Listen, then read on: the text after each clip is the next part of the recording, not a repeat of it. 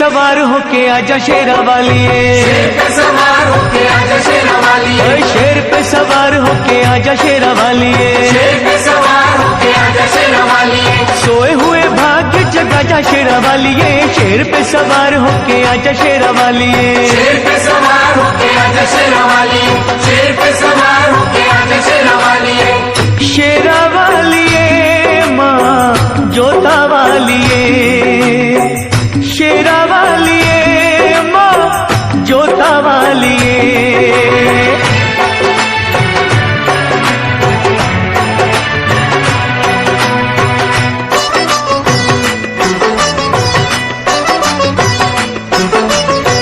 जोत माँ जगा के तेरी आस ये लगाई है, जोत माँ जगा के तेरी आस ये लगाई है, जिनका न कोई उनकी तू ही माँ सहाई है। रोशनी अंधेरों में दिखा जा शेरा वालिए, रोशनी अंधेरों में दिखा जा शेरा वालिए, शेर पे सवार होके आजा शेरा वालिए, शेर पे सवार होके आजा शेरा वालिए, शेरा वालिए माँ जोता वालिए, शेरा वालिए माँ जोता वालिए।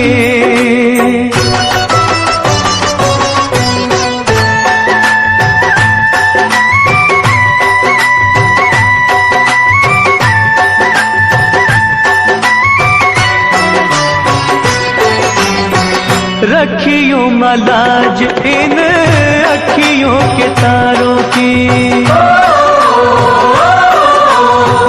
रखियों मलाज इन अखियों के तारों की, डूबने न पाए नैया हम बेसहारों की। नैया को किनारे पे लगा जा शेरा वालिए, नैया को किनारे पे लगा जा शेरा वालिए, शेर पे सवार होके आजा शेरा वालिए, शेर पे सवार होके आजा शेरा वालिए, शेरा वालिए माँ जोता वालिए, शेरा वालिए माँ जोता वालिए।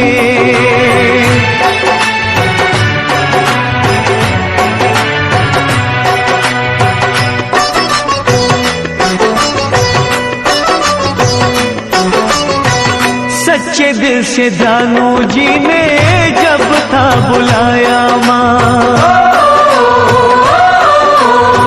सच्चे दिल से ध्यानू जी ने जब था बुलाया माँ, कटा हुआ शीश तूने घोड़े का लगाया माँ,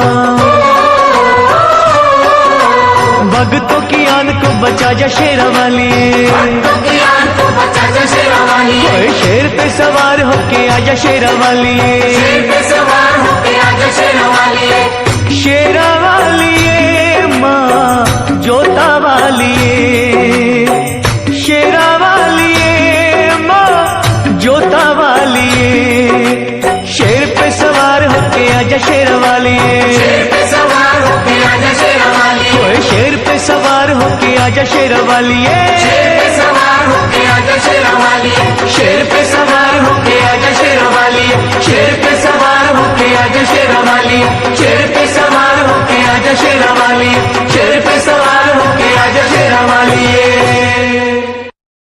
मां शेरा वाली के भक्तों की हर बात निराली होती है। मां के भक्त की बातों की गहराइयों में छिपे हुए ज्ञान के मोतियों को मां का सच्चा भक्त ही परख सकता है। माता वैष्णो का परम भक्त एक किसान था, कड़ी मेहनत करता था और मस्त रहता था। एक दिन मदनपुरा का राजा घोड़े पे सवार हो उस ओर से निकला। पसीने से तरबतर किसान को देखकर बोला, भाई इतनी मेहनत करके कितना कमा लेते हो? किसान ने कहा, हे राजन, मुझे जितना चाहिए उतना मां शेरा वाली की कृपा से मिल जाता है। मजदूरी करके जो भी मिलता है उसके 4 हिस्से कर देता हूं। राजा ने पूछा, वो क्यों भला? 1 हिस्सा खाने के लिए, एक हिस्सा पिछला कर्ज चुकाने के लिए, एक हिस्सा आगे के खर्च के लिए और एक हिस्सा पानी में फेंकने के लिए। राजा ने किसान से पूछा, तुम्हारी बातें रहस्यपूर्ण हैं। समझाते हुए किसान ने कहा, एक हिस्सा मेरा और मेरे बीवी बच्चों का, यह हुआ खाने का।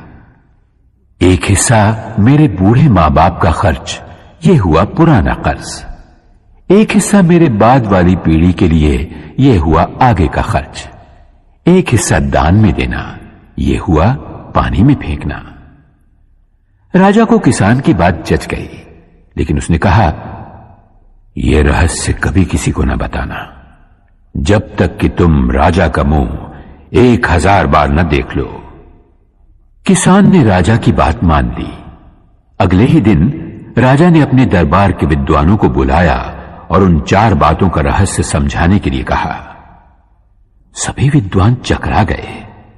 लाख सिर धुनने पर भी उन्हें बातों का रहस्य समझ में नहीं आया। आखिरकार उन्होंने एक दरबारी से इस बात का पता लगाया कि राजा कल किसके पास गए थे, और वे लोग उस किसान के पास पहुंचे और उससे रहस्य बतलाने की विनती की। किसान पहले तो टालमटोल करने लगा, लेकिन जब वे लोग बाज नहीं आए तो कहा, रहस्य तब बतलाया जाएगा जब 1000 सोने की मोहरें उसे दे दी जाएं। दरबारी विद्वानों ने राजा के कोप से बचने के लिए सोने की मोहरें किसान को लाकर दे दी। उसने सारा रहस्य बतला दिया।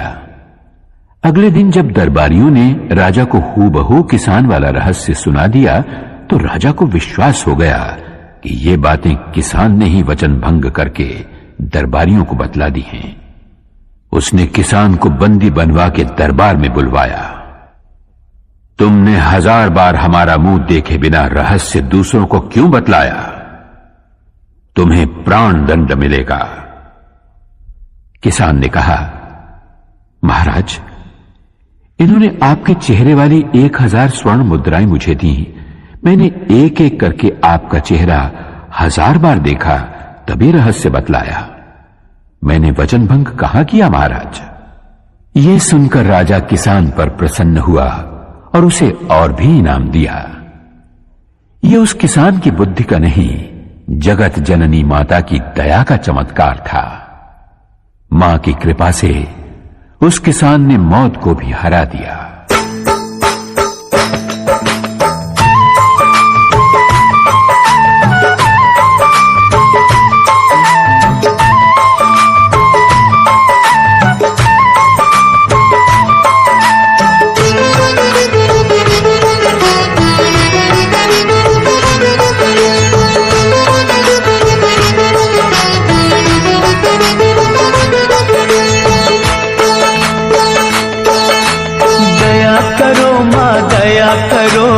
अब तो मुझ पर दया करो, दया करो माँ दया करो, अब तो मुझ पर दया करो। देर भई बड़ी देर भई, यूं न देर लगाया करो।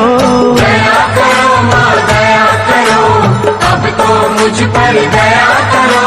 दया करो माँ दया करो, अब तो मुझ पर दया करो।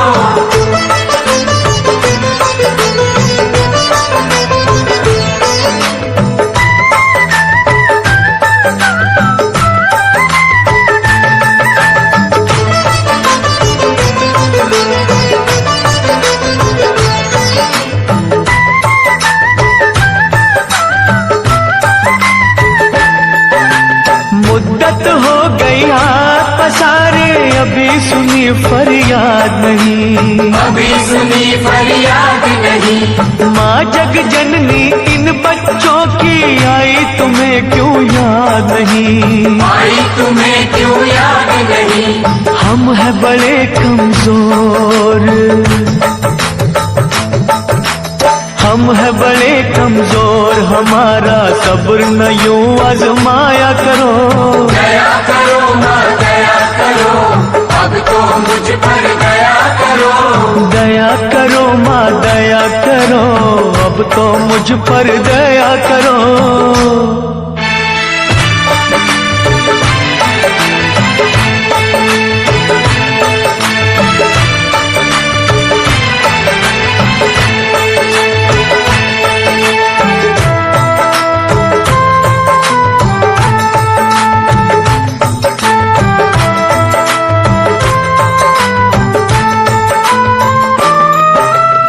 धुनी रमाई अलख जगाई, बिगड़ी बना दो बात माँ, बिगड़ी बना दो बात माँ। अष्टभुजी माँ बच्चों के सर कोई तो रख दो हाथ माँ, कोई तो रख दो हाथ माँ। जीते हैं जो तेरे सहारे, ओ जीते हैं जो तेरे सहारे, उनको ना तड़पाया करो। दया करो माँ दया करो, अब तो मुझ पर दया करो। दया करो माँ दया करो, अब तो मुझ पर दया करो।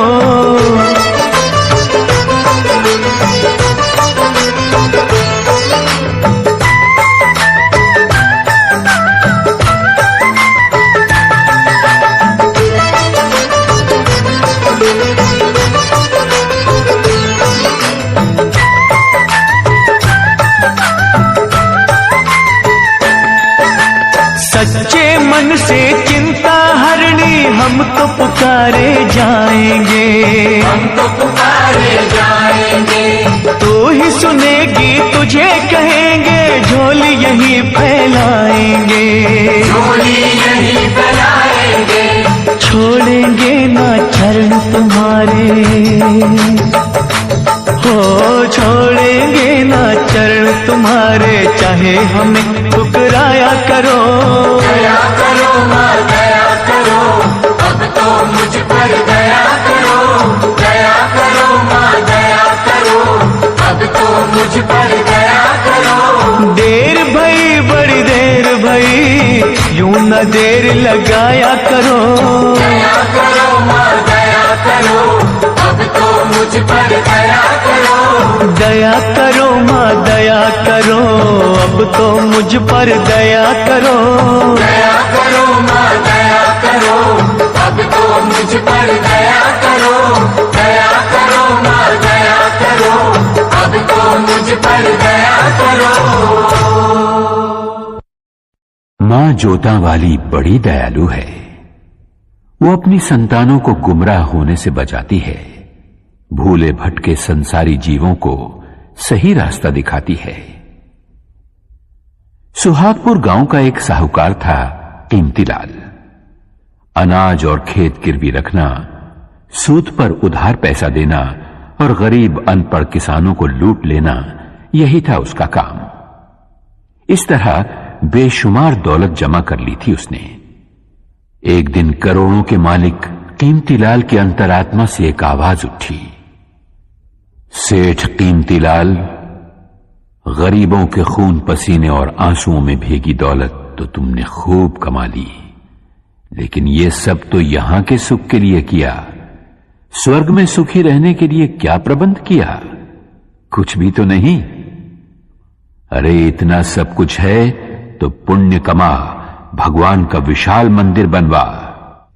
कीमतीलाल ने आत्मा की आवाज सुनकर तुरंत ही एक अति भव्य मंदिर के निर्माण का संकल्प किया। दूसरे ही दिन उसने पैसे की बंद झोलियों के मुंह खोल दिए। मंदिर का निर्माण शुरू हुआ। हजारों मजदूर रात दिन जुट गए उस कार्य में। तभी एक दिन फटे हाल एक साधु वहां से निकला। साधु कीमतीलाल के पास आकर बोला, सेठ जी, सुना है और देख भी रहा हूं कि आप स्वर्ग में ठाट बाट से रहने का इंतजाम अभी से कर रहे हो। कीमतीलाल अभिमान से बोला, सही सुना है तुमने, मैं ये मंदिर इसीलिए बनवा रहा हूं। कहो क्या आज्ञा है? साधु बोला, मैं ठहरा गरीब साधु, मेरे पास केवल ये सुई है, छोटी सी सुई, इसके सिवा कुछ भी नहीं। मेरे गुरु ने मुझसे कहा था, बेटा, हर इंसान को मरते वक्त अपना सर्वस्व यहीं छोड़ जाना पड़ता है, कुछ भी साथ नहीं ले जा पाता। लेकिन आज आपको देखा तो पता चला कि आप स्वर्ग में इसी ठाट बाट के साथ पहुंचोगे। अगर कष्ट ना हो तो एक छोटा सा काम करोगे? कीमतीलाल बोला, अरे बाबा जल्दी कहो, आपका काम हो जाएगा। साधु ने कहा, ये सुई भी अपने साथ लेते जाना। मैं जब स्वर्गवासी हो जाऊंगा तब वहां आकर तुमसे ले लूंगा। वहां के चमकीले कीमती वस्त्र फटेंगे तो ये सुई सीने के काम आएगी। साधु की इतनी सी बात सुनते ही कीमती लाल की आंखें खुल गईं। वो उस महात्मा के चरणों में गिरकर बोला, महाराज, आप बिल्कुल सच कह रहे हैं। मरने के बाद जब अपना ये शरीर तक साथ नहीं आता तो भला और वस्तुएं क्या साथ आएंगी। मैंने बहुत सारे पाप किए हैं। उन पापों का प्रायश्चित मुझे स्वयं यही देवी मां की आराधना, भक्ति और सेवा से करना होगा, वरना मुझे नरक में भी जगह नहीं मिलेगी। साधु के रूप में माता वैष्णो देवी का वो सेवक कीमती लाल को सही राह दिखाकर अपनी राह चलता बना।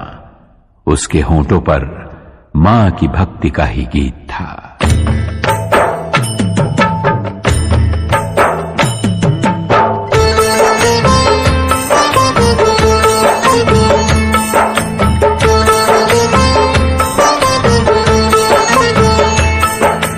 अपना काम है चरणों में तेरे माँ देना अर्जी, खैर देना या ना देना मैया ये तुम्हारी मर्जी। अपना काम है चरणों में तेरी माँ देना अर्जी, खैर देना या न देना मैया ये तुम्हारी मर्जी।